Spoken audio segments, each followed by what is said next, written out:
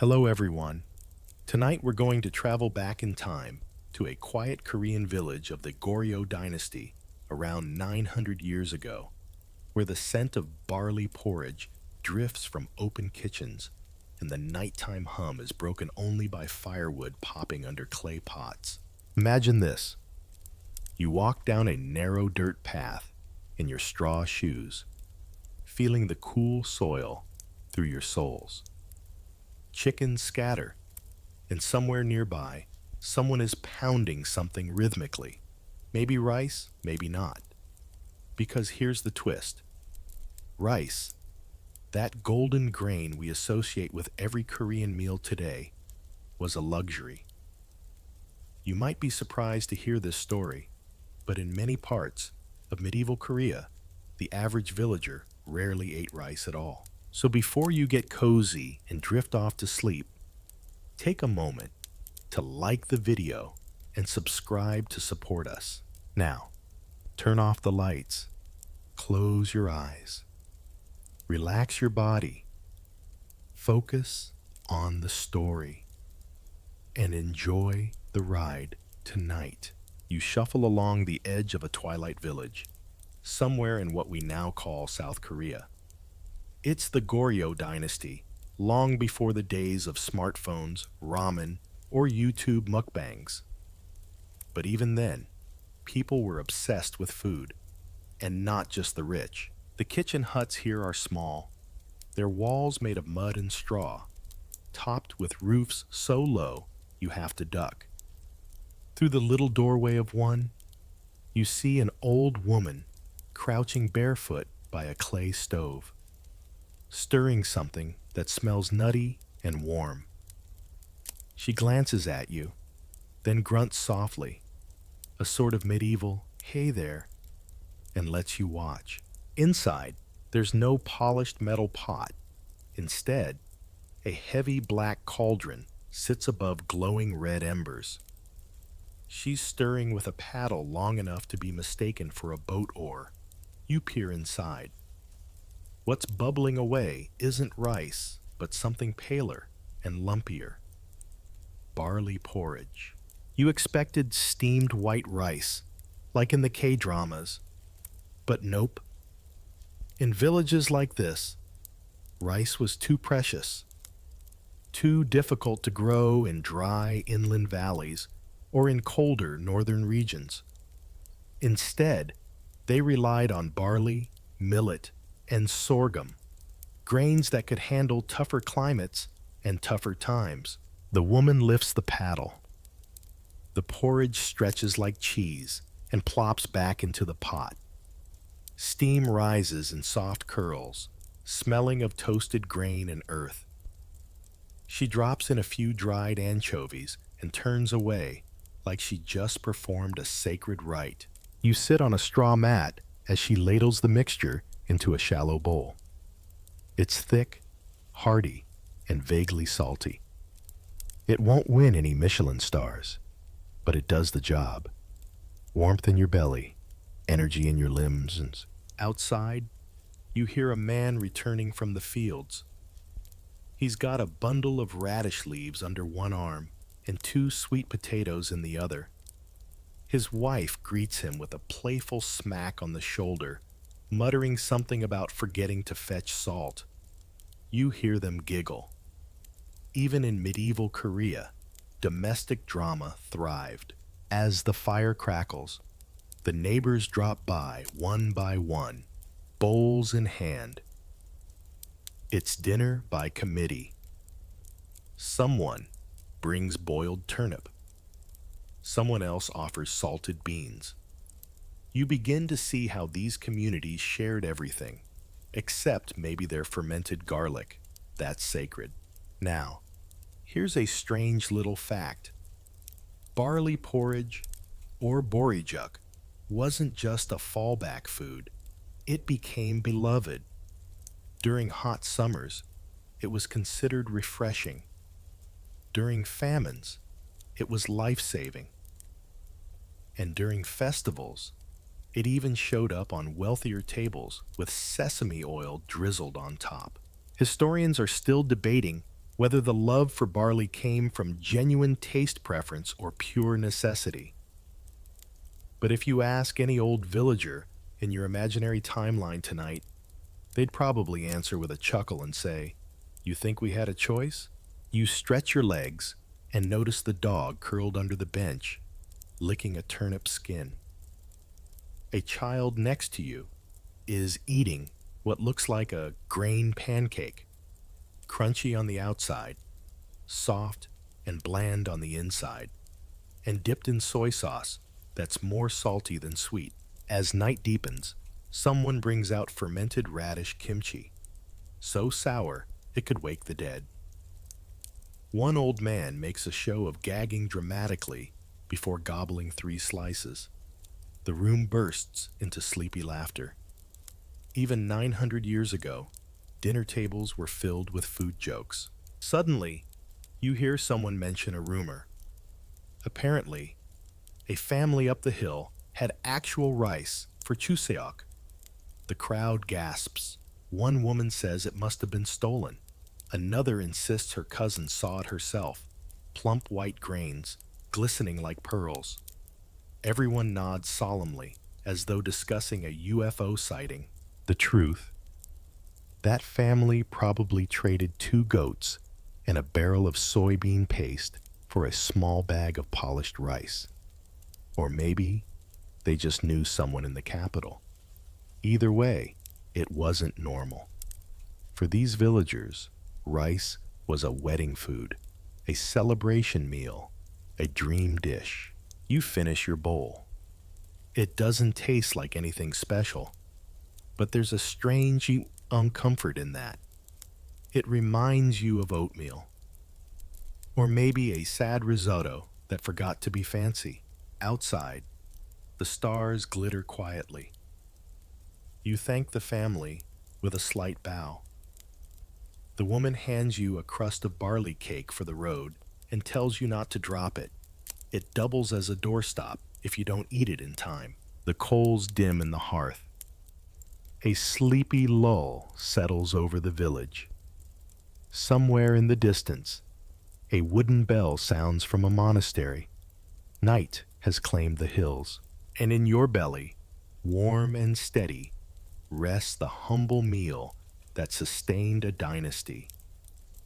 You wake up to the sound of pounding again. But this time, it's different. Not the rhythmic thunk-thunk of laundry or rice, but the festive, slightly chaotic clatter of people preparing for a village celebration. The morning mist is still rising when you step outside and follow the noise like a sleepy squirrel following the scent of roasted nuts.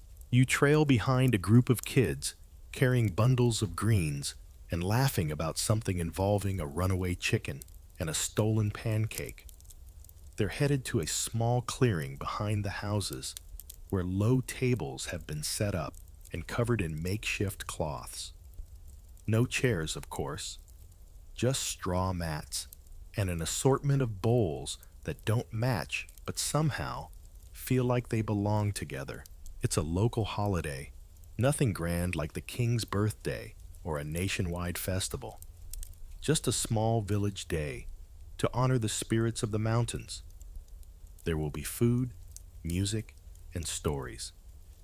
And you, lucky time traveler that you are, get to see what's served when rice is still a distant dream. One of the elders motions for you to help grind something. You approach and see a large stone slab covered with turnips? No. Wait. These are being turned into cakes. Big white slices of turnip are being mashed, mixed with barley flour and water, and then fried over a flat clay skillet. The smell is nutty, a bit earthy, and, let's be honest, kinda like a funky pancake made by someone who just discovered spices last week. Don't expect too much, someone mutters, placing one on a leaf for you. You bite into it. It's chewy, slightly bitter, but with a crispy edge and a little pop of salt. It's not bad. It's not good. but it's not bad. Next to you, a woman is forming strange jelly cubes from a grayish powder. She explains, in a voice both proud and bored, that it's dotterimuk, acorn starch jelly. You smile politely, trying not to make a face as you pop one in your mouth. Slippery, bland, and somehow simultaneously dry. She gives you a nod, like you've just passed a test of honor.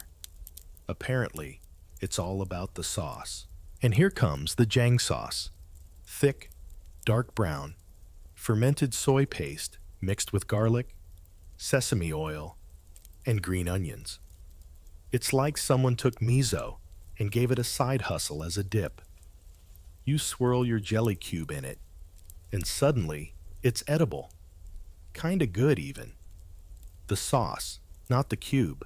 A young girl plops down beside you with a leaf-wrapped snack. Inside is a chewy mixture of millet and black beans. The leaf has been steamed to soften its bitterness. You notice there's a pattern here. Bitter, chewy, hearty. Food meant to last longer than it should, to stretch through the lean months. Oh, and here's a fun fact. In medieval Korea, millet was sometimes called the poor man's rice, and barley was the slightly less poor man's rice. Most people rarely saw white rice unless it was at a temple or in a noble's leftover bowl. Assuming the noble didn't have a dog more entitled than your average TikTok influencer, you laugh a little, catching the amused eye of an old man who's biting into something with alarming crunch. You ask, cautiously, what it is. Fried radish skin, he grins. We don't waste. You nod, then try it. It tastes like, well, like someone dared a vegetable to be jerky. As the feast winds down, a woman brings out a tray of oddly translucent white discs, about the size of your palm. You've seen these before in history books, teok. But this isn't the soft, stretchy rice cake of modern celebrations. This is millet teok, crumbly and dry, made with steam and elbow grease and the power of community will. Kids don't even pretend to like it, but the adults chew slowly, perhaps tasting memories more than flavor. And here's where things get complicated. Historians are still debating whether these substitutions, millet for rice, acorns for noodles, pickled radish instead of fresh, were ever truly embraced or simply endured. Was there love in the making of these foods, or just survival? Did people eventually develop a palate for these bitter, fermented, fibrous meals? Or did they dream of rice every single night? Maybe both. There's a quiet dignity to it all, though. Nobody here seems ashamed of what they're eating. In fact, there's a kind of pride in making something delicious from whatever you could scrounge from the mountain, the field, or last week's storage jar. Culinary resilience at its finest. As the sun reaches its sleepy afternoon peak, you lie back against a haystack. The breeze smells like garlic and wood smoke. Someone nearby is humming a folk song you don't recognize, but the tune carries something timeless. You remember the turnip cake. You remember the jelly cubes that needed rescuing from their own blandness. And you remember the millet teok, crumbly as old parchment but shared with a smile. The world didn't end because they didn't have rice. It just tasted a little different.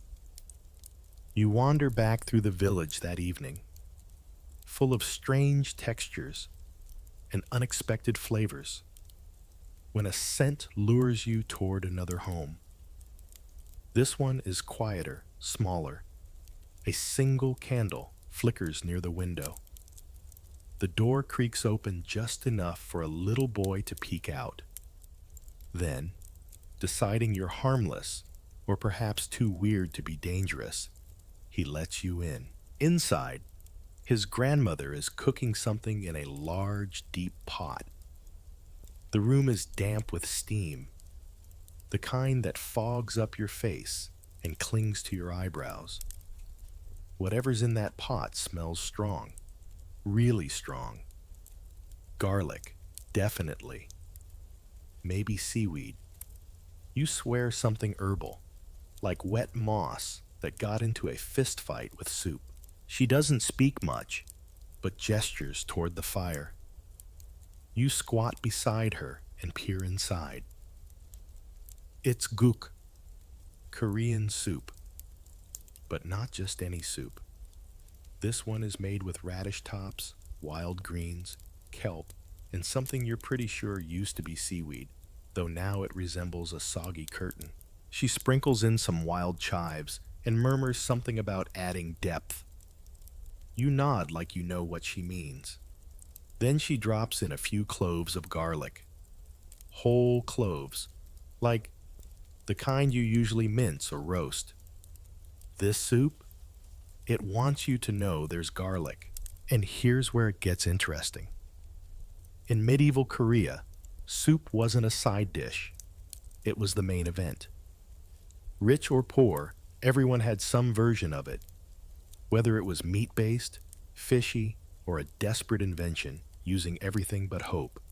It was filling, warm, and endlessly customizable. This one? You'd call it Field and Ocean Mystery Broth.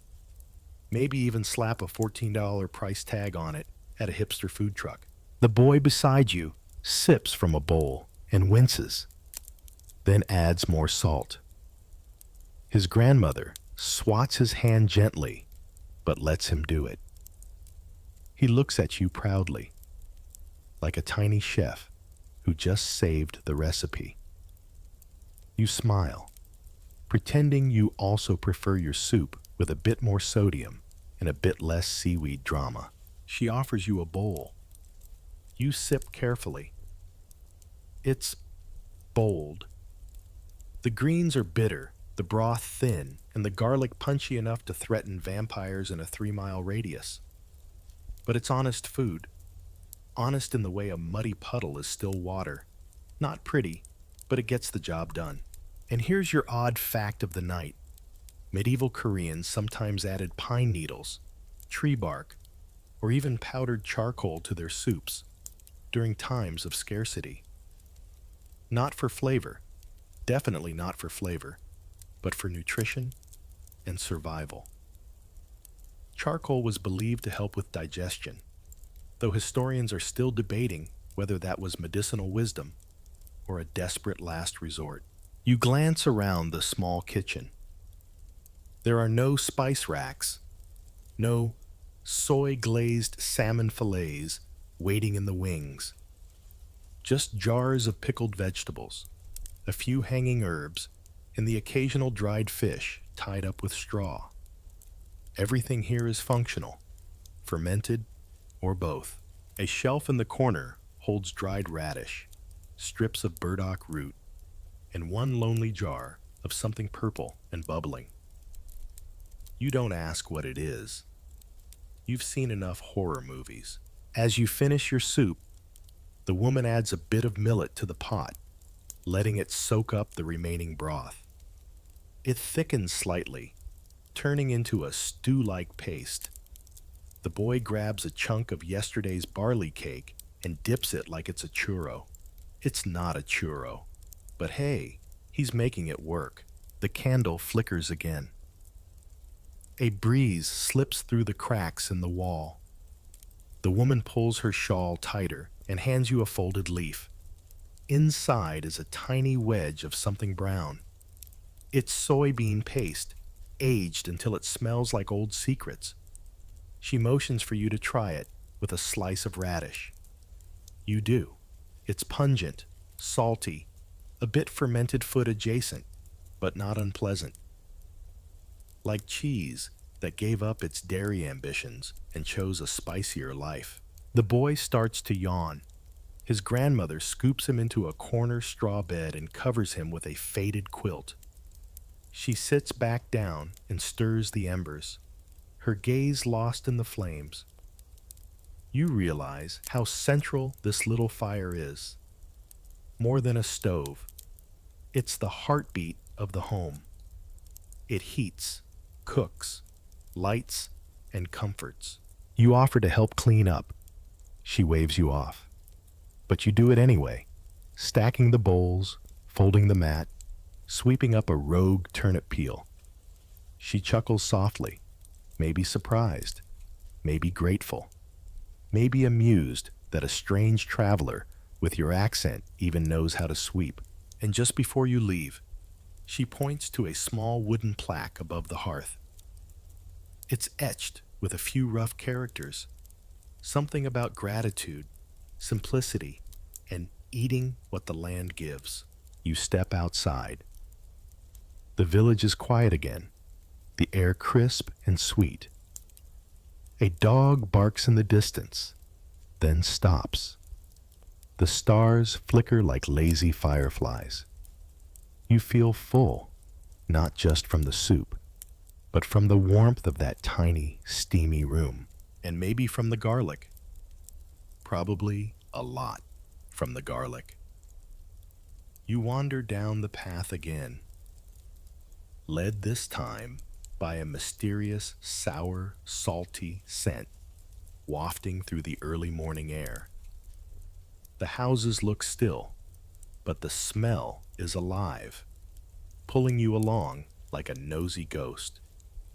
You finally arrive at a courtyard where three women are gathered around a low wooden bench, covered in jars. Rows and rows of earthenware jars. Some are cracked, some are capped with straw. All of them look like they contain ancient spells, which, in a way, they do. One of the women beckons you over. She's squatting next to the biggest jar of the bunch, its lid half open. You peek inside and immediately regret it. There's a thick, murky paste inside, somewhere between peanut butter and a swamp accident.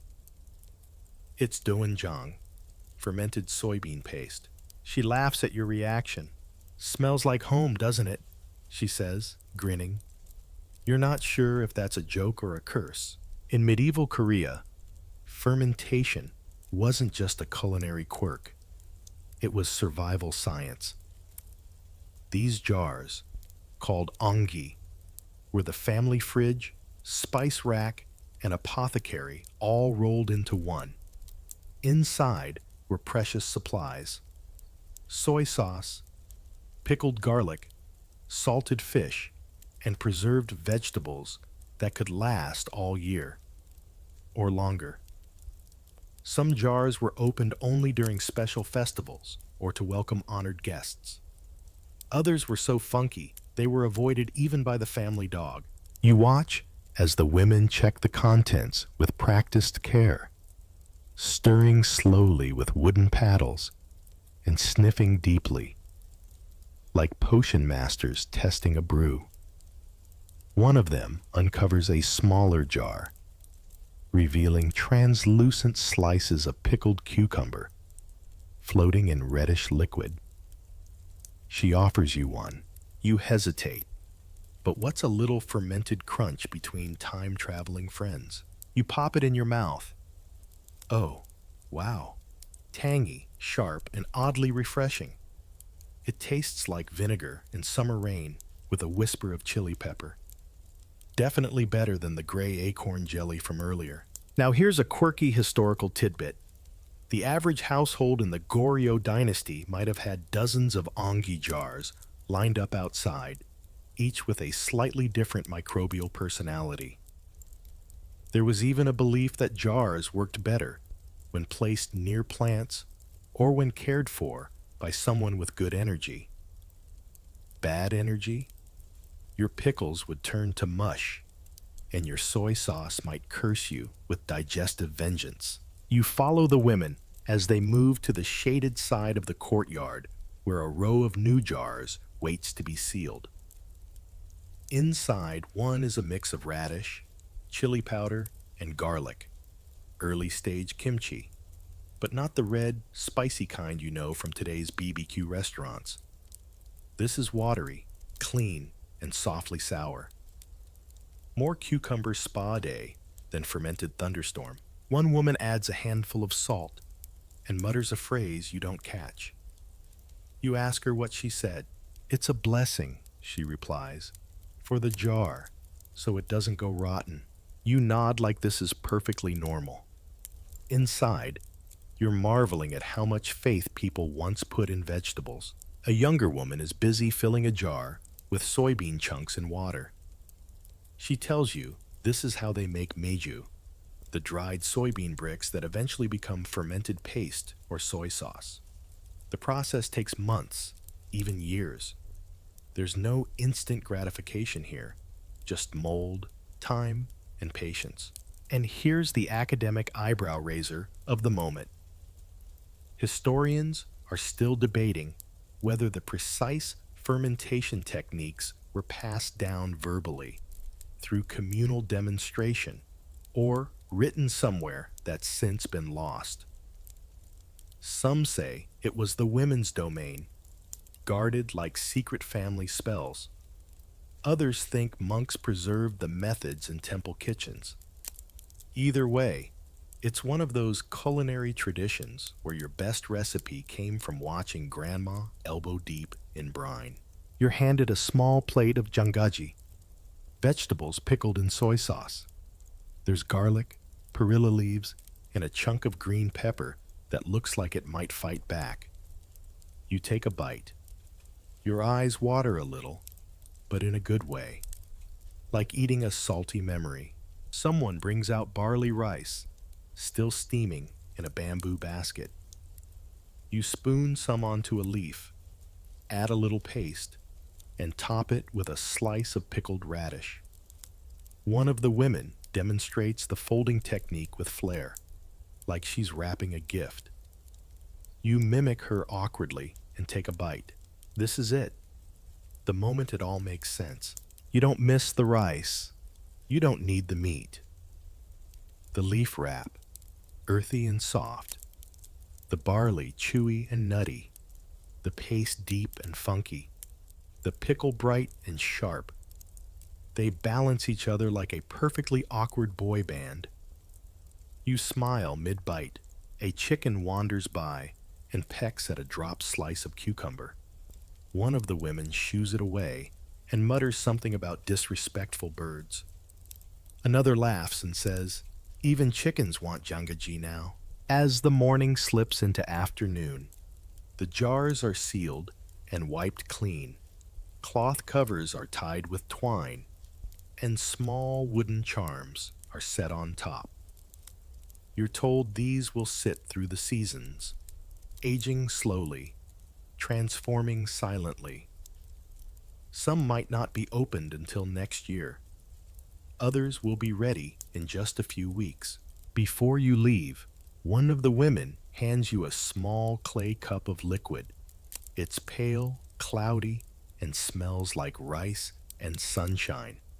It's makjoli, traditional rice wine. Yes, even in a rice-poor world, people found a way. You sip carefully. It's sour, fizzy, and warming. Like yogurt and moonlight got together and opened a tavern. The courtyard is quiet again. The jars stand like sentinels, silent, round, and full of stories. You walk away thinking, somewhere in that brown paste is history. In that sour radish is resilience. In every salty bite, a lesson in patience. And maybe, just maybe, in every funky smell, a little miracle. The next day, you wake to the rhythmic thump, thump, thump of something soft and heavy being tossed. It's not pounding rice. It's not a drum. It's children.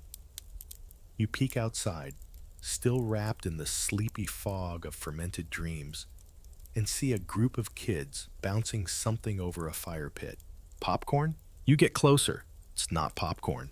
It's popped sorghum, tiny, nutty puffs from a grain that looks like a mix between a cereal experiment and a bird feeder.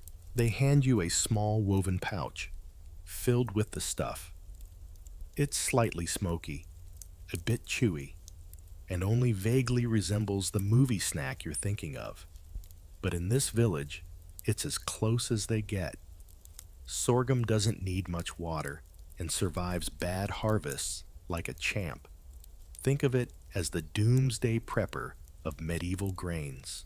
You munch on a handful and follow the kids toward the communal mill. This isn't a fancy flour factory, just two giant stones stacked on each other, one with a hole in the center, turned by hand, or sometimes by a very annoyed donkey. A woman is already there, scooping dried grains, millet, barley, and something dark you can't quite identify, into the hole. The millstone creaks, rotates, and slowly grinds the grains into a coarse powder.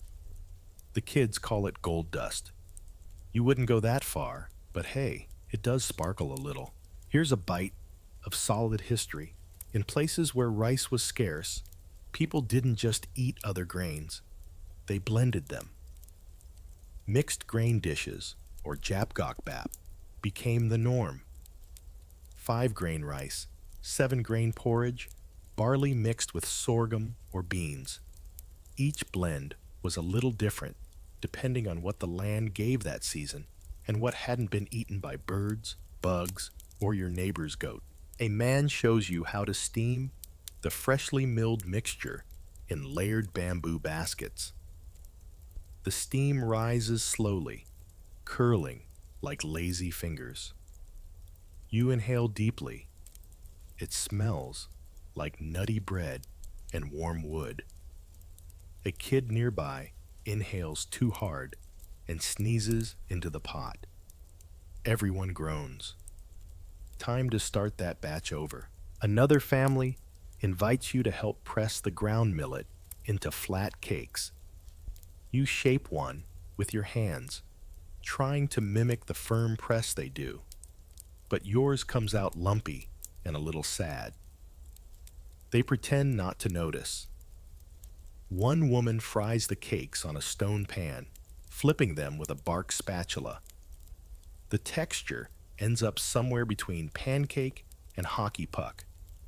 She hands you one. It's edible, especially with the fermented garlic paste. A teenage boy walks by, holding a basket of black beans. You raise an eyebrow. He smirks and says they're for mixing with millet for dinner. You nod like you totally knew that. And here's your odd but true fact. In some Goryeo-era kitchens, even pine nuts, perilla seeds, and lotus seeds found their way into these grain mixtures, especially when households wanted to show off their pantry without looking too rich. Wealth was a dangerous flex in small villages. You take a break and sit beneath a gnarled persimmon tree. A girl offers you a hard little cookie. Sorghum candy, she says. You try it. It breaks a molar. Okay, not really, but it's dangerously crunchy, sweet, smoky, and probably banned in at least 3 modern dental associations. Meanwhile, another group is preparing juk, porridge made from ground grains and water, sometimes with bits of radish or beans. It's stirred slowly in a thick-bottomed pot, the kind that's blackened from years of campfire kisses. The porridge bubbles like a swamp, but smells warm and earthy. It's food meant to soothe, not impress. Historians are still debating whether japgokbap and juk were inventions of necessity or clever cuisine. Did the mixing of grains begin as a way to stretch meager supplies, or as a creative adaptation to flavor? Was it a symbol of struggle, or of stubborn survival dressed in a wooden bowl? A mother plops a bowl in front of you, and it's filled with juk, topped with sesame salt. You stir it gently. The consistency is halfway between soup and paste. You take a spoonful. It's warm, surprisingly sweet, and carries the mild graininess of barley and the chewy pop of sorghum. You look around. Everyone's eating the same thing. No envy, no hierarchy, just bowls, spoons, and conversation. One man, older than the hills, and probably wiser, pats his belly and says, "My father ate this. My grandfather too. They lived long, so will I." Then he burps. Everyone applauds. Someone else brings out an even older food, a dried rice cake stored in ashes to keep it from spoiling. They shave off the outer soot layer, steam the rest, and offer you a bite. It tastes like regret and glue. You smile and say, "Interesting." As you rise to leave, one of the kids hands you another pouch of popped sorghum. "For later," she says.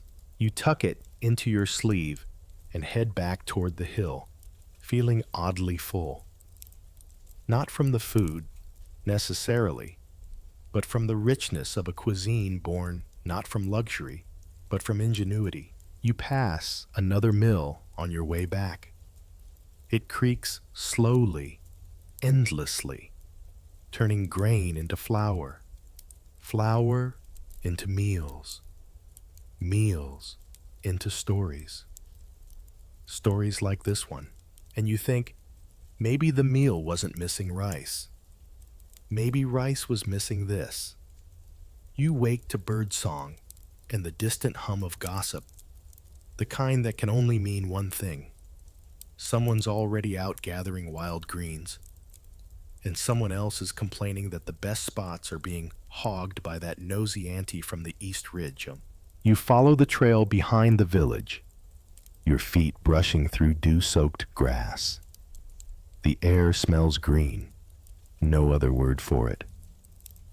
Earthy, sharp, and slightly sweet, like rain mixed with celery. Soon you find them. A cluster of villagers bent low to the ground, hands darting like squirrels as they pluck, snip, and occasionally sniff their foraged finds. You squat beside a wiry man with twigs in his hair and a grin on his face. He offers you a leafy stem. "Mugwort," he says. "Good for your stomach, bad for your breath." You take a sniff. He's not wrong. It's peppery, pungent, and a little like someone crushed a weed into a spice jar. Another woman nearby holds up a clump of something that looks like a wiry fern. "Bracken," she says proudly. "Bitter now, delicious later." You raise an eyebrow. She shrugs. You boil it a lot. Foraging wasn't a hobby back then. It was necessity. If the fields gave you little and rice was a distant dream, the mountains and forests became your pantry. People gathered bracken, shepherd's purse, dandelion greens, and wild garlic like treasure. Some greens could save your life. Others could end it. So, yeah, you better know the difference. And here's a spicy historical tidbit for your mental pantry. Some ancient Korean texts mention that the best foragers were often elderly women who passed down plant knowledge the same way modern families pass down passwords, whispered, guarded, and with a little drama. You try your hand at it, carefully picking a soft, velvety leaf. Everyone yells. Apparently, that one causes mild hallucinations and very aggressive sneezing. You drop it. Once the morning haul is complete, you return to the village, baskets brimming with mysterious greenery. The cooking fires are already lit, and water boils in wide-mouthed pots. The greens are blanched, squeezed, and mixed with sesame oil, garlic, and a splash of soy sauce. Namul, wild vegetable side dishes, are about to make their humble debut. A girl hands you a plate of mugwort mixed with soybean paste. It tastes like biting into a field after a summer storm. Earthy, bitter, strangely refreshing. Next, you try some seasoned bracken. Chewy, a little smoky, and surprisingly satisfying. If you ignore the feeling that you're chewing old shoelaces dipped in sesame, someone offers a bowl of sukguk, a soup made from mugwort and rice flour dumplings. It smells like spring, but tastes like something a wizard would serve you while mumbling about healing your liver. You sip politely, then again. Okay, maybe this wizard's onto something. Now here's the strange twist. Even in harsh times, foraged greens weren't just fallback food. They became part of identity. Specific regions were known for specific wild plants. Whole festivals formed around their gathering. And while historians are still debating whether these customs were created by monks, farmers, or sheer boredom, they became tradition, passed down like heirlooms that just happened to grow near rocks. A middle-aged woman kneels beside a grinding stone and starts mashing acorns into a dark paste. You recognize the smell. Uh-oh, it's Dotramuk time again. But wait, this version's different. She mixes in chopped greens, garlic, and vinegar. The jelly's been chilled and cubed. When she hands you a plate, you cautiously dip it into a tangy sauce and taste. Huh. Better. Much better. It's no cheesecake, but it doesn't make your teeth sad. One of the village boys proudly shows off a pickled root he dug up earlier. He claims it helps with digestion, repels evil spirits, and maybe cures hiccups. His mom rolls her eyes. It's a radish, Seongi. The boy shrugs and eats it anyway. Around noon, a large leaf is spread out on the grass, and everyone contributes their greens. It becomes a communal salad, spicy, bitter, nutty, and sour all at once. It's messy, it's chaotic, it's delicious. You sit cross-legged, chewing slowly, thinking about the fact that nothing on your plate came from a field or market. Every bite grew wild. Every plant fought for its place in sun and soil. And now it's fighting your taste buds with bold, unapologetic flavor. As you wipe your hands on your tunic, a man nearby picks up a leaf, examines it, and says, "Too bitter." Then he eats it anyway. Everyone laughs. A woman mutters, "Better than eating rocks." Another replies, "Only just." The humor is dry, like the roots they boil to make tea. But it's real, and maybe that's the secret. In a time without refrigeration, seasoning packets, or gas stoves, you didn't need perfection. You needed survival, with a dash of creativity and a whole lot of greens. You get up and stretch, belly full of mugwort, radish, bracken, and pride. The afternoon sun filters through the trees. You hear someone humming an old forager's song, soft, rhythmic, and probably invented to keep kids from picking poison ivy. You glance back at the mountain path. It's dotted with green patches and invisible recipes. Tomorrow, it'll be full of footsteps again. You hear it before you see it. The unmistakable hum of voices, the clang of metal pans, and the irresistible scent of something sizzling. Your feet, like any respectable, nose-driven traveler, guide you into the heart of the village square. It's market day. Picture this: a packed dirt courtyard surrounded by makeshift stalls. Some little more than a blanket on the ground. Others full wooden stands with baskets of root vegetables, strips of dried fish, and an assortment of mystery jars. Children dart between adults. Chickens scream in existential panic. And somewhere in the back, someone is definitely arguing over the price of a pepper. You're hit with a wall of aromas: grilled eel sizzling over charcoal, crispy mung bean pancakes, called binditiok, bubbling in shallow oil. A woman waves a fan over her grill, trying to keep the flames under control. It's not working, but she looks fabulous doing it. You stand mesmerized as she cracks mung beans into a mushy paste, mixes in green onions, maybe a pinch of salt, then ladles it onto her well-worn pan. The pancake hisses. She gives you a side-eye. "First time?" she asks. You nod. Don't blink. It bites if you wait too long. You laugh, then realize she's probably not joking. She flips the pancake with a wooden spatula that's seen better centuries. The crispy edge curls up. It smells like toasted grain and fried scallions, and the best bad decision you've ever made. She hands you a slice. You take a bite. It's hot, greasy, and glorious. Chewy inside, golden outside, with a dip in soy sauce sharp enough to reset your entire taste memory. You close your eyes, smiling, when someone nearby mutters, "He must have never had a real pancake." You glance over. An old man selling grilled clams is scoffing. "That's village pancake," he says. "Come try something proper."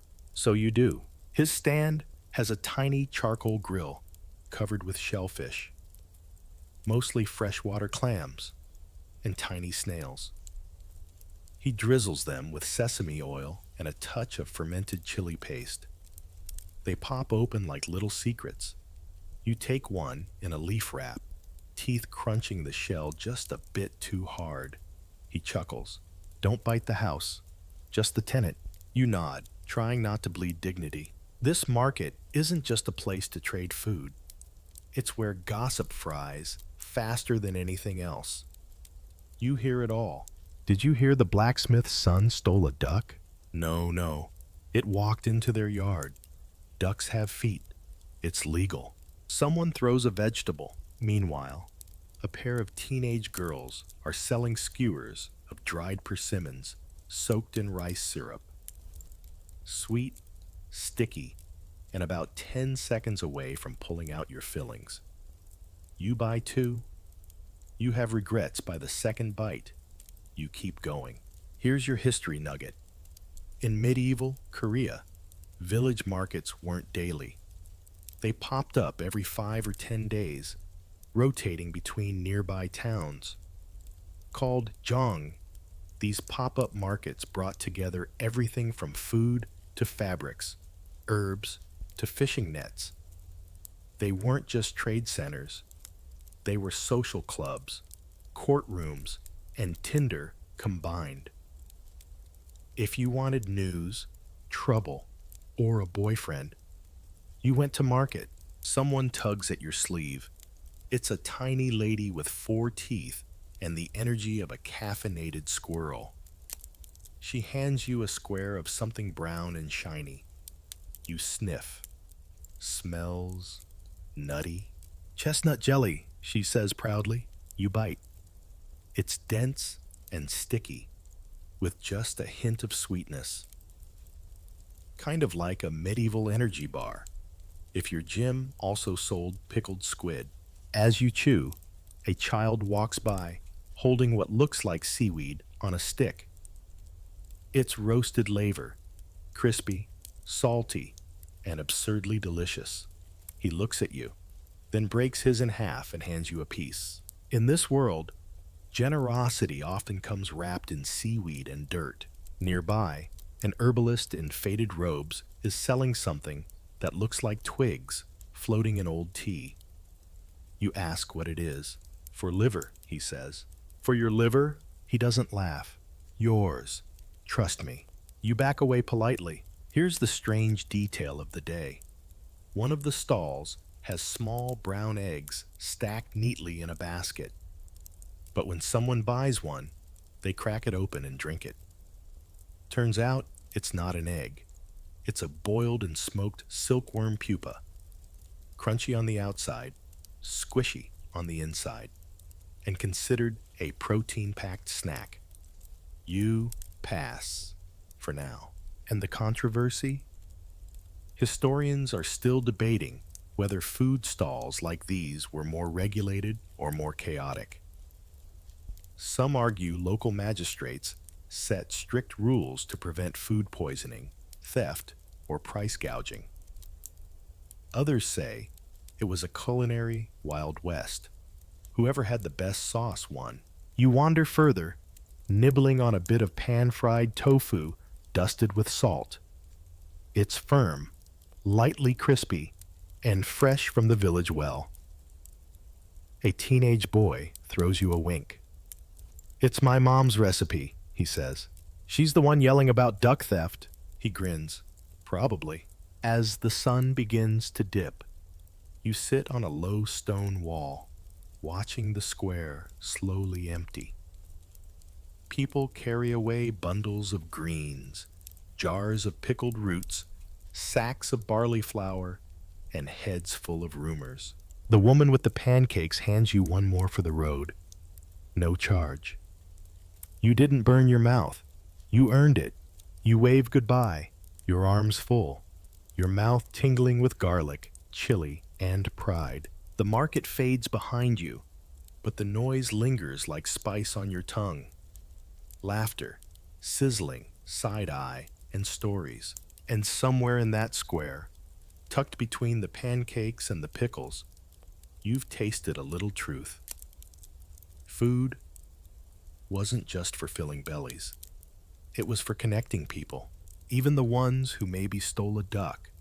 Later that week, after the pancake fumes and market drama have faded into your memory, you find yourself climbing a narrow, winding path up a wooded hillside. It's quiet, except for the occasional bird call and the soft crunch of your footsteps. You've been told there's a temple nearby, hidden behind the trees like a secret whispered by the mountains. Eventually, the forest opens up, and there it is. A small Buddhist temple, its roof curved like a gentle wave, its wooden beams weathered and calm. No smoke, no sizzling, no yelling about ducks. Just serenity and soup. Of course, you step into the courtyard where a monk in simple gray robes is kneeling over a large stone pot. He glances up, offers a slight bow, and gestures for you to come closer. There's no speaking, just the bubbling of something light and herbal and very much not meat. The temple kitchen is a different world. Everything here is intentional, measured, peaceful, and extremely vegetarian. As you walk inside, you notice the shelves. Jars of fermented soybean paste, dried roots, tea leaves, and bundles of something that looks like dried grass. A monk is slicing radish paper thin, while another kneads dough for dumplings filled with tofu, mushrooms, and wild greens. It's a feast, without a single animal product in sight. In Buddhist temples, the kitchen wasn't just a place to cook. It was sacred. Cooking was meditation, and every ingredient had purpose. Garlic and onions, usually avoided for their exciting properties.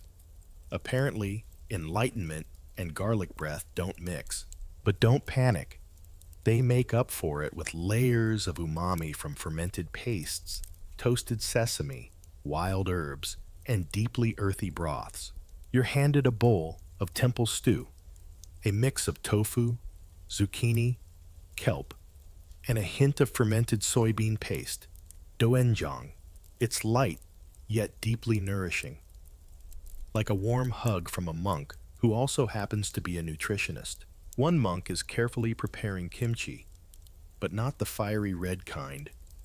This one's white, made without chili, instead using pickled pear juice, garlic chives and radish.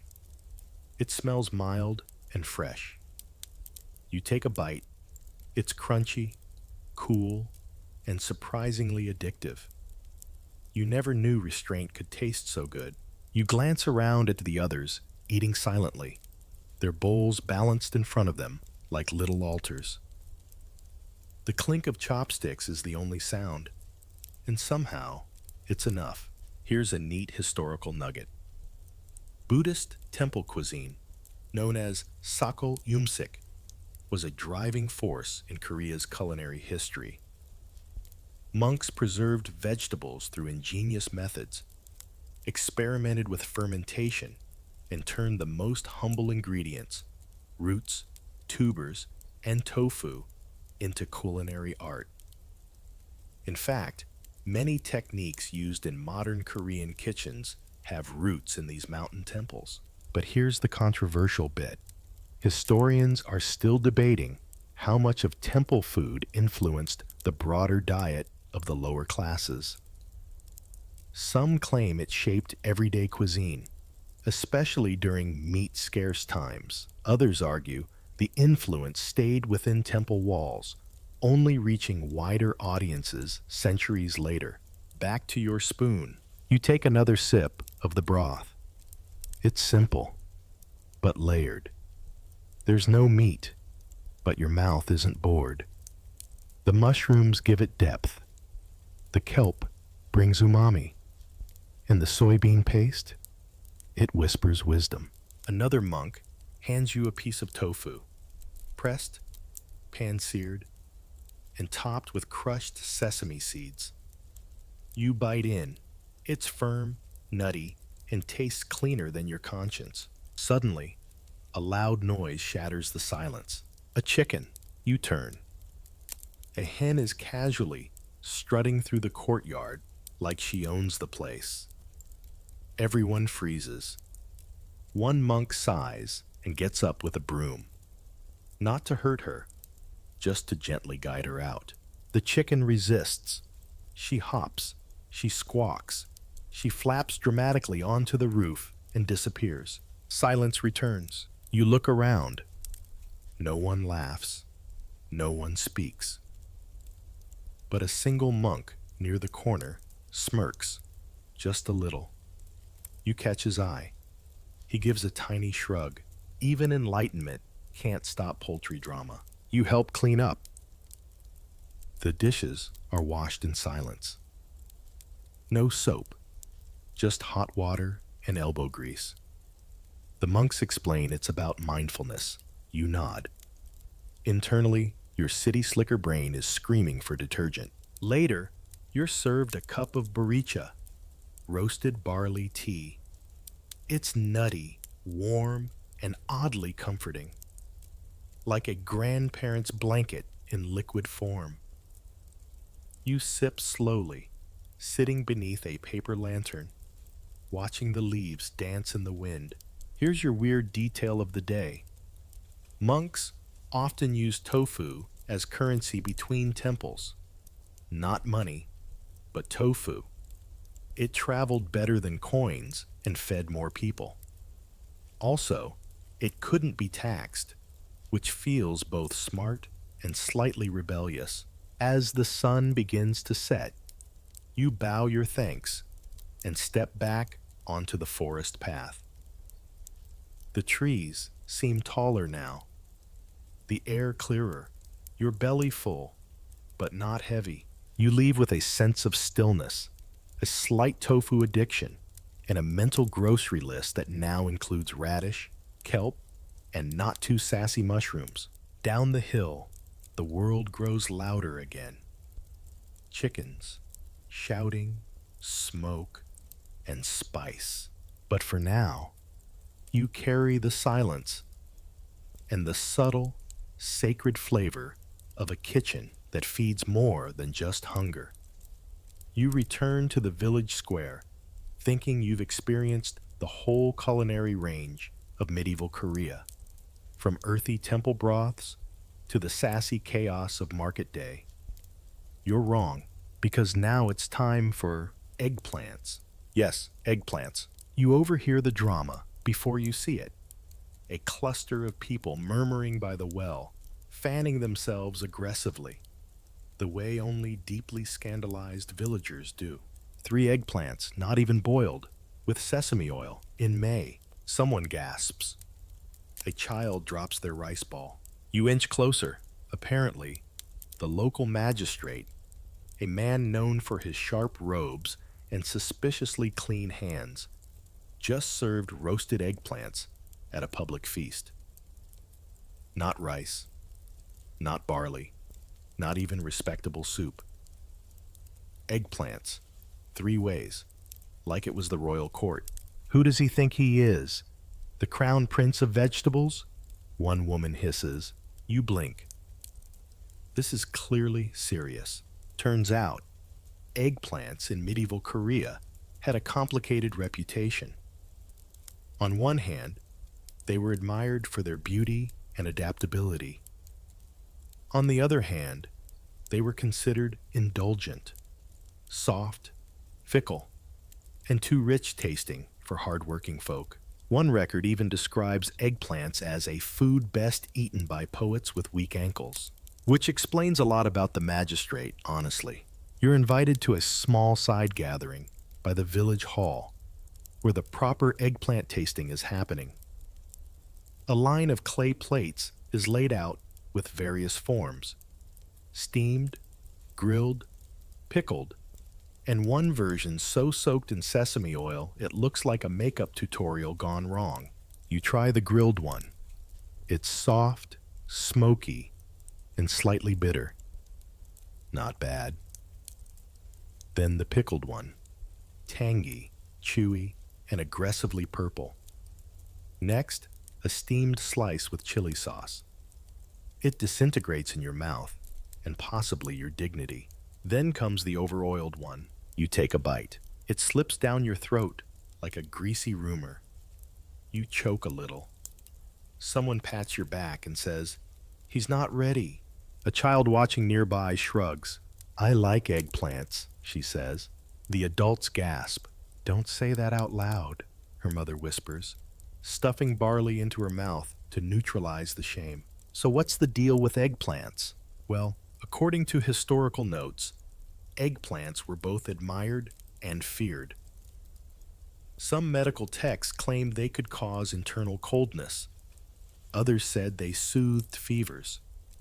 One monk declared that eating too many could lead to excessive dreaming, which honestly sounds like a cool side effect. Historians are still debating whether the eggplant's bad rap came from its medicinal ambiguity or just garden variety food snobbery. Either way, it was caught between celebration and suspicion. You take another bite, this time from a dish sprinkled with crushed perilla seeds. Now this is something. Creamy, nutty, and still a little weird, but in a good way. A woman sees your expression and nods. "That one's gaji muchim, eggplant salad," she says. "We only make it when the harvest is good and our luck is strong." You realize, then, that part of the eggplant drama isn't about the vegetable at all. It's about when you eat it. Eating eggplant when the rice is low feels boastful. Eating it during a festival feels luxurious. And eating it as your main dish, that's political. In fact, someone mutters that the magistrate is trying to curry favor with the southern provinces, which makes exactly 0 sense but sounds very official. You turn to the old woman beside you. She's quietly chewing her 4th piece.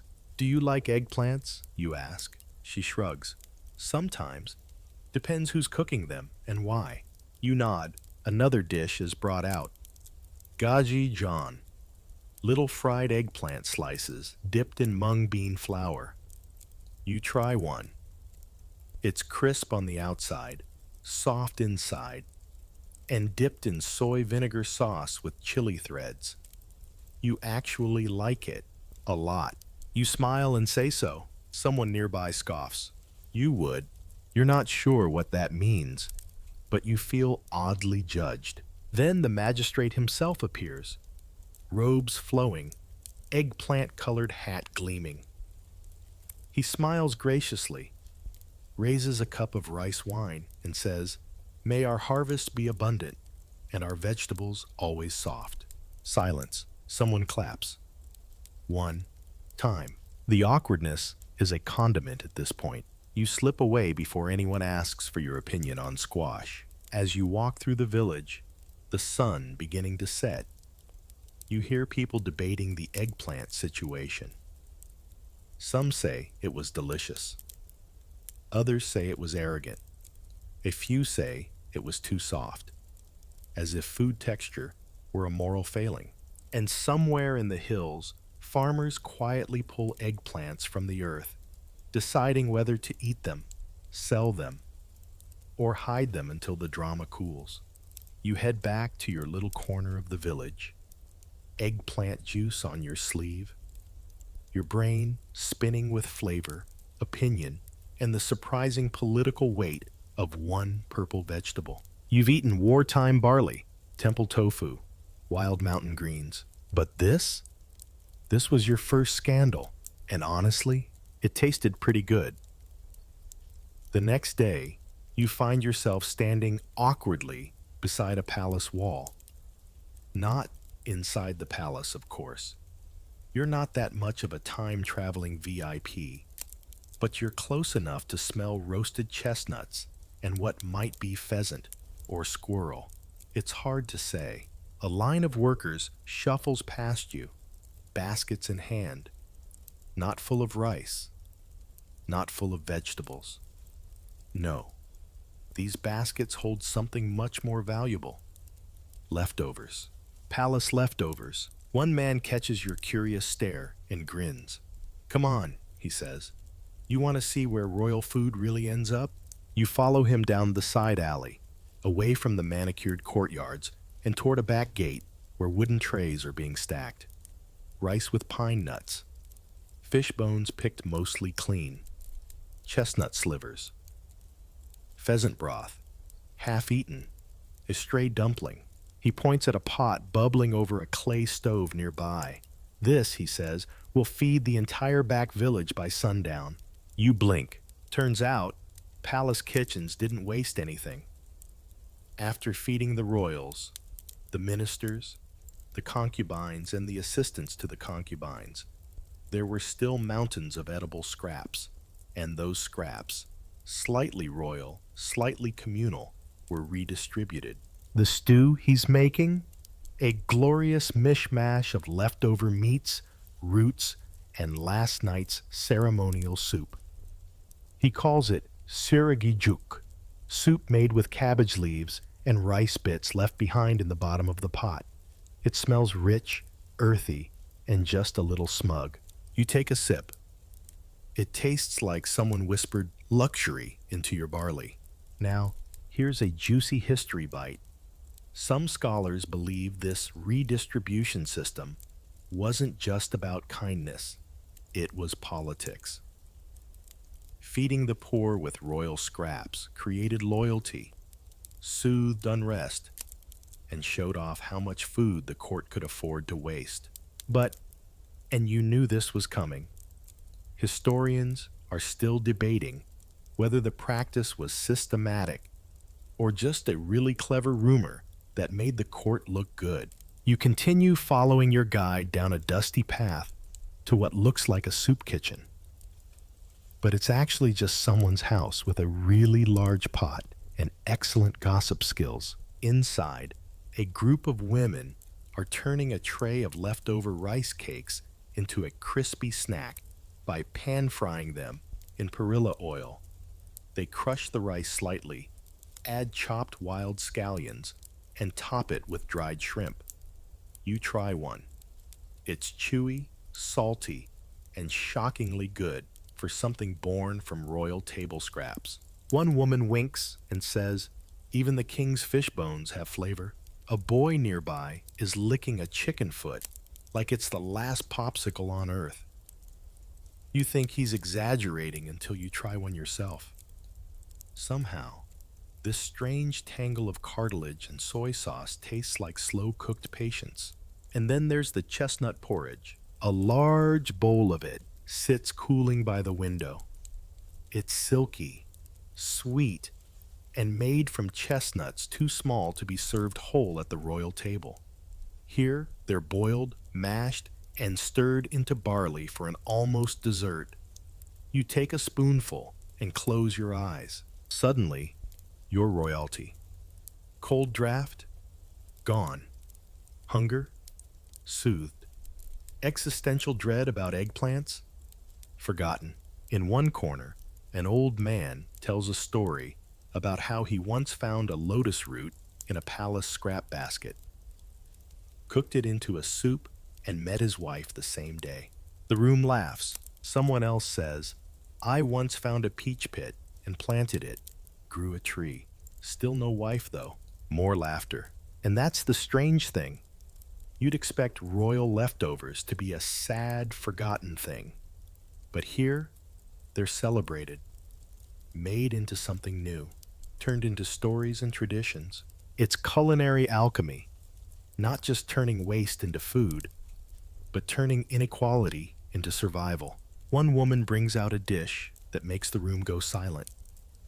A stew of pheasant bones, leftover yam slices, and a broth that glows slightly in the firelight. You're told it came from a ceremonial meal 2 days ago. The meat's gone, but the bones, those were a gift. You sip. It tastes like forest, salt, and something noble, trying very hard not to be noticed. And here's your strange detail of the day. Some villages believed that eating food touched by royalty gave you better dreams. One woman insists she once saw a dragon after eating a bit of royal rice. Her son says it was probably just undercooked bean paste. Either way, she still makes offerings to the rice jar every new moon. As evening falls, the stew is shared among the neighbors. You sit cross-legged with a mismatched bowl in your hands. The flavors are deep, complex, and maybe a little confusing, but they warm you. Outside, a dog licks a discarded peach skin. A toddler drops a barley cake and decides the dirt just adds flavor. No one stops him. You lean back against the wooden post of the porch and realize something. The food may come from the palace, but the meal, that belongs to the people. You take another sip, letting the stew settle into your bones. It's royal enough. The morning begins with a question no one wants to ask out loud. Is that jelly made from tree bark? You're standing beside a woman in a faded blue tunic who is stirring something thick and gray in a large copper pot. The smell, earthy, nutty, maybe a hint of forest floor. She glances over her shoulder. It's acorn jelly, Dotterimuk. Ah yes, acorns. You flash back to your earlier encounter with Dotterimuk, the slippery jelly that looked like tofu but acted like a prank. But this time, you're not here to eat it. You're here to make it. It begins, oddly enough, with a basket of shriveled, bitter-looking acorns gathered from the hills. These are not snackable tree nuts. These are the kind that require an entire therapy session before they're safe to eat. The woman shows you how they're cracked open, ground into coarse powder, then soaked in water until the tannins, the compounds that make them bitter enough to ruin your afternoon, leach out. And here comes your weird fact of the day. In medieval Korea, the process of detoxifying acorns sometimes involved wood ash. Yes, ashes from burnt firewood were mixed into the water, creating a mild alkaline bath that helped neutralize the bitterness. If that sounds like culinary chemistry, that's because it is. She smiles and points to the cloudy water in the pot. Now, we stir for a long time. You stir for a very long time. Eventually, the water thickens into a pudding-like mass. It's poured into a wooden tray to cool and firm up. A few hours later, the jelly is ready, sliced into neat blocks, served with soy sauce, garlic, and sesame oil. She offers you a plate. It's smoother than last time. You take a bite. Chewy, nutty, still a bit like eating memory foam, but much tastier. You nod, and she nods back. A quiet agreement between jelly makers. A small boy walks by, carrying something that looks like a burnt sponge. "What's that?" you ask. "Pine bark cake," he chirps. You blink. He wasn't kidding.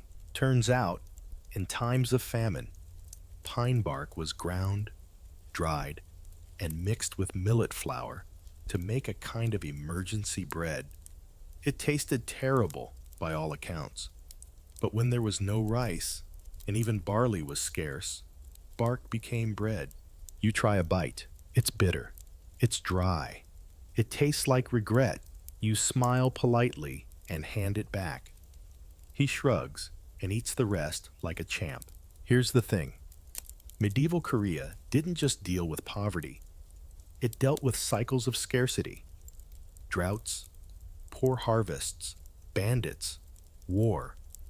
All of them could send food prices soaring and grain supplies plummeting. But people didn't give up. They adapted. A woman nearby is drying fern roots to make tea. Another is boiling lotus seeds in a cracked pot. Everything has a purpose. Everything is a possibility, even tree bark. And historians? They're still debating whether the widespread use of foods like acorn jelly and pine bark bread indicates a flexible, adaptive cuisine or a desperate population pushing the limits of survival. Probably both. You're invited into a small home where the family is preparing muk sabal, a cold soup made from acorn jelly, cucumbers, and vinegar broth. You sip it carefully. It's oddly refreshing. The jelly slides down easily. There's crunch, tang, and just enough garlic to remind you you're in Korea. Someone brings out a tray of injolmi, chewy rice cakes dusted with powdered soybean. But a woman whispers, "It's not rice, it's millet." She explains that during lean times, they used millet flour, steamed and pounded like rice. It worked just as well and fooled the tongue. You try one. It's sweet, chewy, and surprisingly soft. It even fools you. Outside, children are playing a game where they toss flat stones onto a board. The prize? A tiny cube of dotorimuk. One boy wins and holds it up like treasure. Another snatches it and runs. Chaos ensues. You sit with the grandmother who made the jelly earlier. She's slicing more into cubes and placing them in a clay pot with pickled vegetables. "We ate this in the war," she says softly. "We ate it during the famine. We still eat it now." You ask her if she likes it. She looks up at the hills, then back at the pot. "I respect it." And that's it, isn't it? Respect. These foods, acorns, bark, roots, aren't here to impress. They're here to endure. They tell stories not of kings and gold, but of kitchens that never gave up, of families who found flavor in the forest, of survival that tasted like sesame oil and hard work. You take another bite of the jelly, this time with a little more vinegar. It hits differently now. Outside, a wind stirs the trees. Acorns fall. You catch one in your hand. Maybe one day it'll be a jelly again.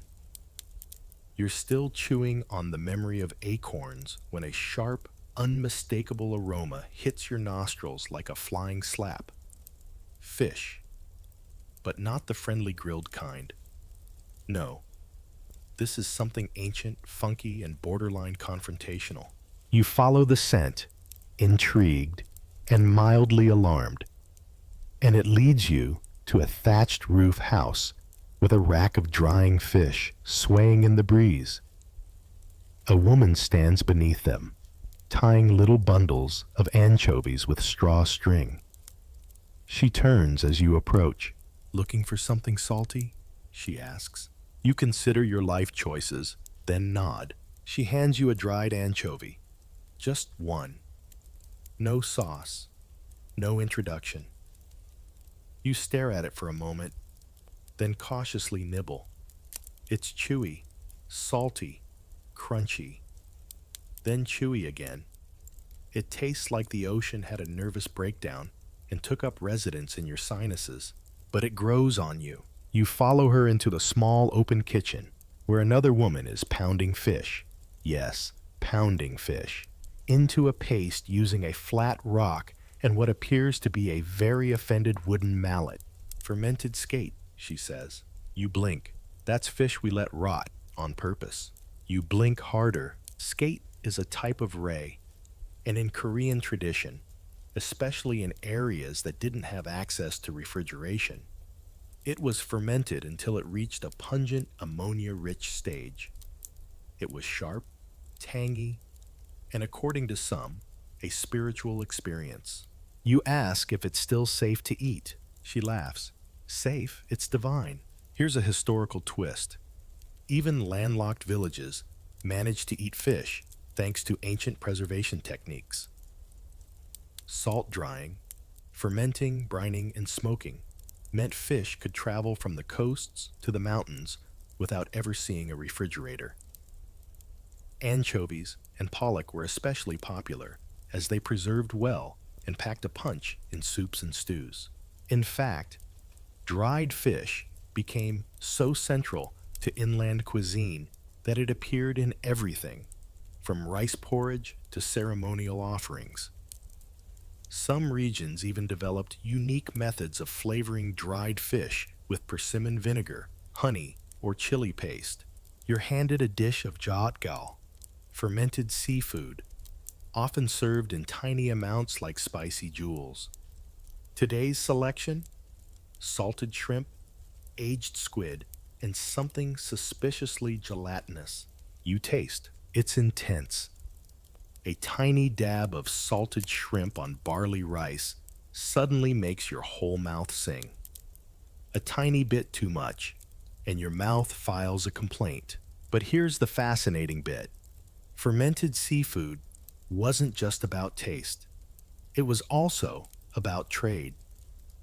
Fish from the coasts made their way inland via merchant networks, exchanged for grains, herbs, or tools. Whole towns relied on these routes.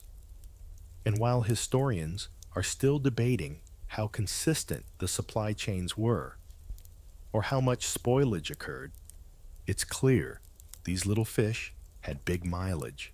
You walk around the house and find fish hanging not just on racks, but from doorways, trees, even clotheslines. There's a fish for every purpose. Soup stock, rice topping, festival stew, and in one case, a snack for the dog. A young boy walks by with a dried herring on a stick, munching like it's a medieval corn dog. He offers you a bite. You accept. It's smoky, tough, and weirdly satisfying. You ask where all this fish came from. A woman points toward the hills. Trade from the coast.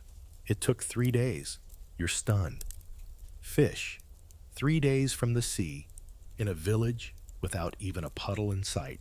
They laugh at your amazement. Salt is a miracle, someone says. You believe them. Then comes the big one. Hangjeoho. Fermented skate sashimi. It's brought out on a special tray, covered with a damp cloth. The smell punches you in the brain. Ammonia, ocean, and something that smells vaguely like cleaning fluid.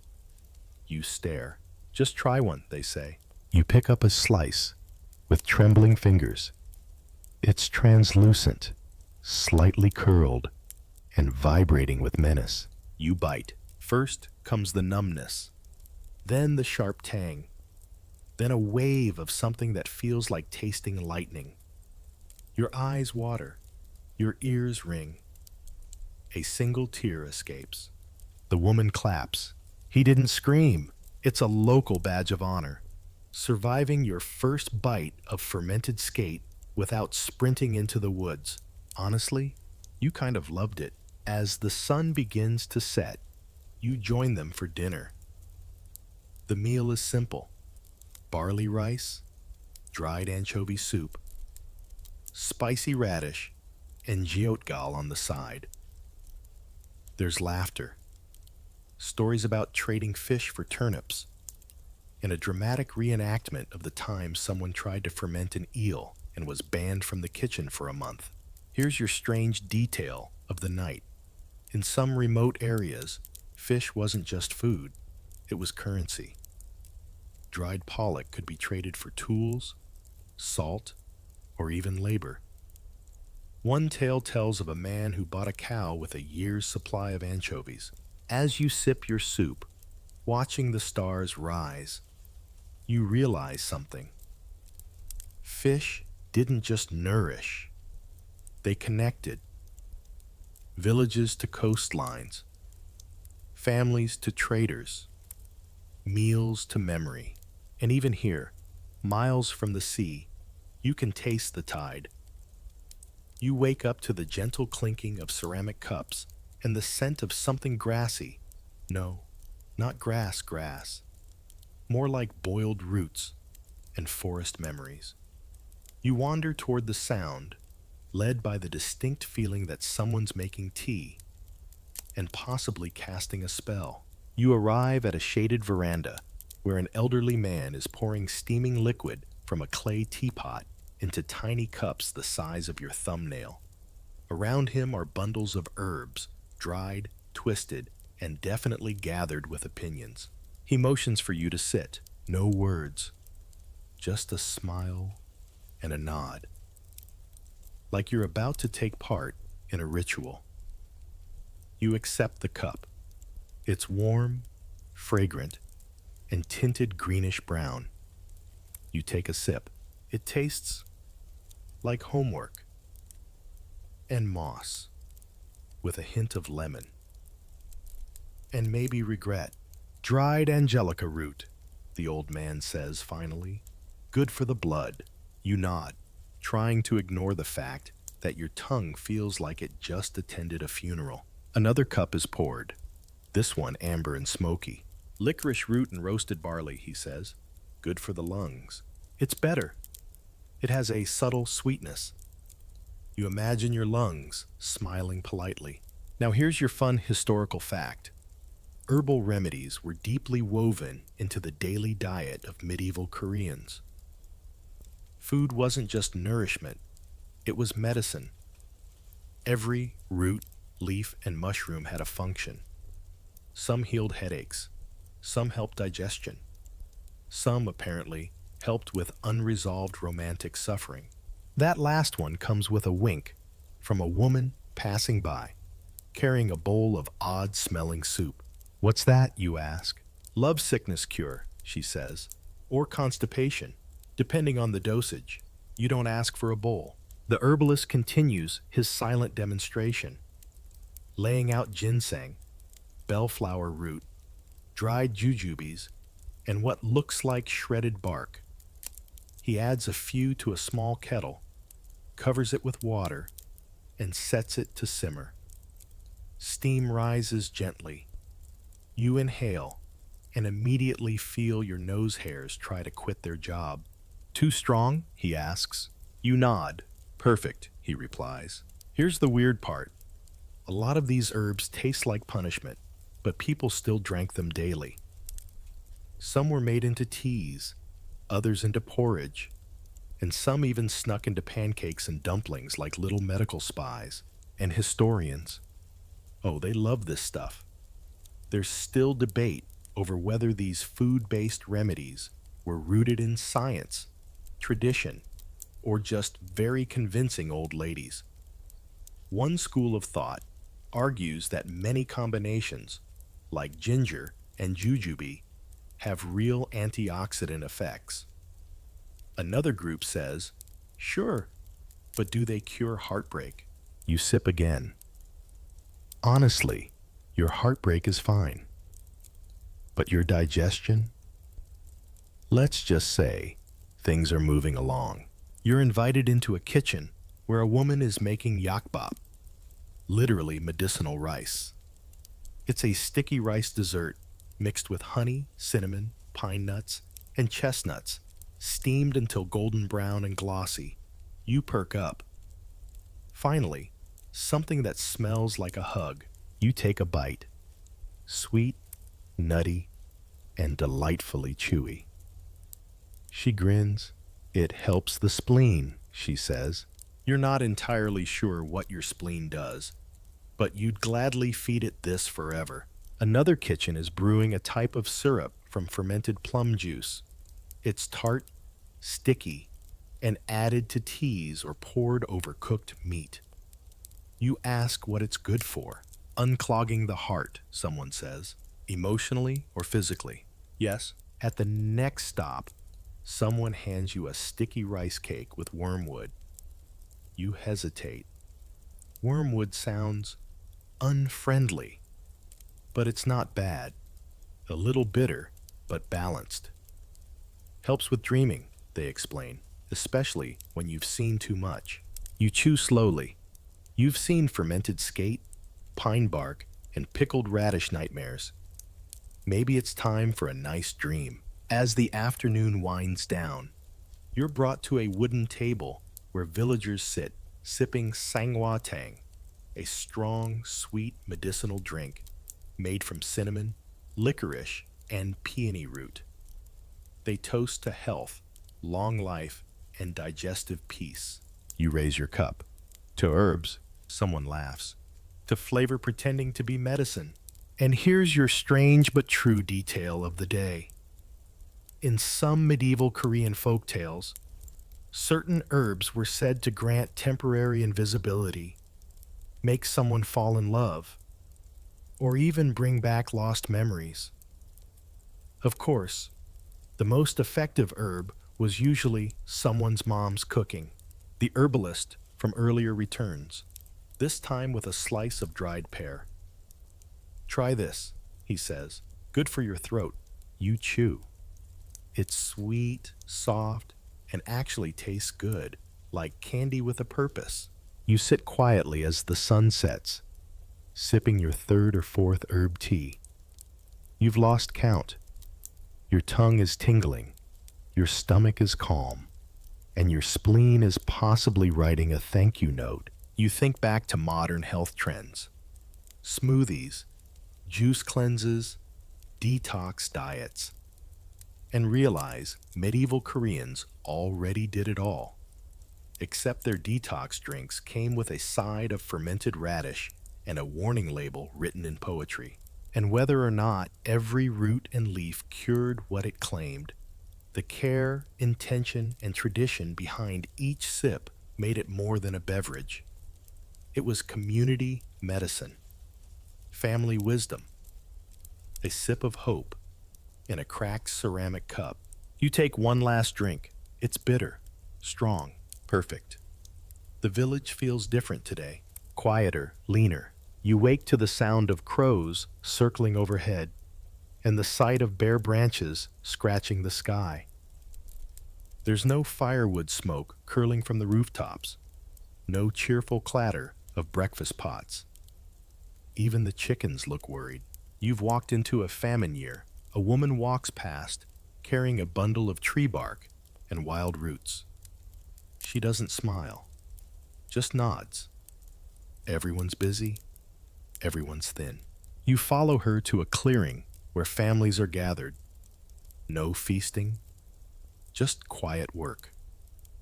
Stripping pine bark from logs, digging frozen soil for edible roots. One man crushes dried grass with a heavy stone, muttering something about thick soup, thinner expectations. There's no rice, no barley. Even millet has vanished. Someone hands you a small gray disc. It looks like a rock. You flip it over. It's a cake made from pine bark, moss, and powdered acorn. You bite. It's dry, bitter, but it stays down, just barely. This is what famine looks like. Not dramatic, but dull, quiet, long. Here's your strange detail of the day. During bad harvests, people made flour from anything. Pine bark, lotus root, even ground paper, soaked in water, squeezed dry and pan-fried. The paper was mulberry, not the modern kind. Still, you've never wanted rice so badly in your life. An elder speaks up. Don't look at food. Look at what food used to be. She points to a pot filled with watery broth, 3 radish leaves, and a stone, boiling in salted water. That was soup. Now it's hope. You stir it. The stone's been in there a while. It's smooth, warm. Another family shows you bran cakes, made from the discarded husks of millet, toasted with salt and wild green stems. They're chewy, bland, but oddly comforting. You imagine they'd make a good pillow if things got worse. And here's a hard truth. Historians are still debating how people really survived the worst years. Were communal kitchens formed to pool scraps? Did local officials help or hoard? Did monks share temple stores? Some records speak of miracles. Others speak of riots. In the village square, a man reads from a scroll about tax delays and emergency grain shipments. No one listens. Everyone's focused on the foraging baskets. A teenage boy returns triumphantly with mushrooms. The crowd gathers. Are they edible? A monk smells them. Yes. Then adds, probably. Everyone cheers anyway. You're invited into a home where they're making something called wind porridge. It's barley husks boiled in water until the steam fills the room, making everyone feel fuller than they are. A psychological meal. You sip it. Tastes like optimism and vapor. A grandmother offers you a ball of chewed, dried rice. No, really. Someone pre-chewed the rice, dried it, then reboiled it into a kind of soft mush. We call it salguajuk, she explains. Rice that came back. You want to be horrified, but you're just grateful. Kids nearby are chasing each other with sticks. No energy for real games. A boy trips and laughs weakly. His mother scoops him up and feeds him a spoonful of foraged berry paste. It stains his mouth bright red, like a tiny phoenix. In the evening, the families gather near the fire, not for a feast, but for warmth. A woman brews a tea made from roasted bean skins. It tastes like coffee's humble cousin. Someone passes around a dish of chongpamuk, mung bean jelly made with water and nothing else. It jiggles slightly, tastes like boiled silence, but it fills space in your belly. And that's the point. A man leans over and says, "Food's not flavor anymore, it's fuel." You nod, but even in famine, there's creativity. A mother turns dried radish peels into thin noodles. A boy turns fermented bean paste into broth by whispering to it. Not required, but he insists it helps. And somehow, they keep going. You realize something. Sipping that watery broth. Famine meals aren't just about ingredients. They're about decisions. Who eats what? Who goes without? Who shares the last root? And who remembers who gave it? You look around. The village is worn, but not broken. Thin, but not empty. And in the corner of one house, a single bowl of dried rice sits on a shelf, untouched, waiting, a promise that things will get better. A few weeks pass, and the village begins to stir again. The winds soften, the trees bud, and with a quiet sort of joy, you start to hear that familiar crackle, the sound of a pot boiling over a wood fire. You follow it like a homing beacon. It leads you to the same courtyard where you began this journey. The same clay stove, the same old woman crouched beside it, paddle in hand. But this time, there's something different in the air. Hope. She looks up and gives a crooked smile. You again. You nod. Me again. She gestures you over. The pot bubbles gently. You peek inside and grin. Barley rice. Not a feast. Not a royal dish. Just barley. But cooked with care, and this time, with enough to fill everyone's bowl. You help her stir. She adds radish slices, a pinch of garlic, and even a splash of soybean paste from one of the ongi jars, aging like fine, funky wine in the sun. Children return with bundles of greens, mugwort, young dandelion leaves, and bracken. The famine didn't break them. It just sent them deeper into the forest. Now, they return with baskets like trophies. In another corner, someone stirs a mild soup. Muguk, radish broth with anchovy stock. A child sneezes into it. No one bats an eye. Nearby, a man mashes fermented bean curd into a smooth sauce and folds it into steamed vegetables. He calls it not quite dip, not quite prayer.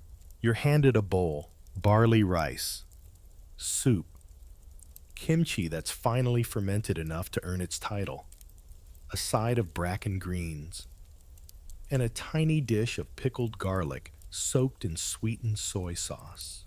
You sit cross-legged, surrounded by people who have eaten hunger, chewed through cold, and come out still laughing. A boy looks at your bowl and says, "That's a lot." You nod. "It is." He leans in. "Want to trade your garlic for my eggplant?" You hesitate. But hey, when in Goryeo. The trade is made. Here's your historical nugget. Many medieval Korean families didn't eat communally because they were forced to. They did it because they wanted to. Food wasn't just sustenance. It was glue. The thing that bound generations. The center of a village. The flavor of love, stubbornness, and adaptation. And the controversy? Historians still debate whether the shared meals of the past were truly equitable. Did everyone always get a fair share? Was it as harmonious as the stories say? Or was it, like so many things, a mixture of kindness, scarcity, and survival strategy? Probably all of the above. The woman who made the barley calls you over again. She gives you a second helping, this time with a dab of fermented perilla seed paste. You take a bite. It's nutty, warming, familiar. You look around. The child, with the radish noodles, is giggling as he tries to slurp them like sea monsters. A pair of elders trade bites of their mung bean pancakes. Someone starts singing a slow, drifting tune about spring arriving with muddy feet. It's not about rice anymore. It's not about the lack of it either. It's about the warm bowl in your hands and the hands that made it, about the smoky pot, the quiet joy, the vegetable that survived the frost, about turning bark and bitterness into jelly and strength. You finish your meal, not in a rush, not out of desperation, but in gratitude. And when the fire crackles low, and the bowls are rinsed with warm water and soft cloth, you sit back, staring at the stars that now flicker with a little more kindness. You close your eyes and think, maybe the taste of survival is exactly this. Simple, warm, shared. And now, the fires are low, the bowls are clean, and the village is asleep.